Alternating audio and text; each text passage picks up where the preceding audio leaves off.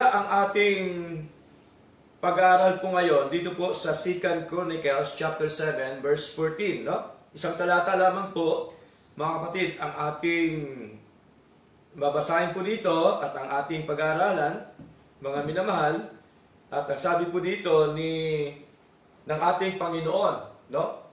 Sabi po dito, if my people which are called by my name shall humble themselves and pray and seek my face and turn from their wicked ways, then will I hear from heaven and will forgive their sin and will heal their land.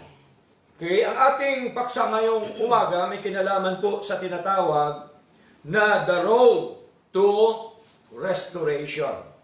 Bakit po sinasabi natin na ang daan ng pagpapanumbalik?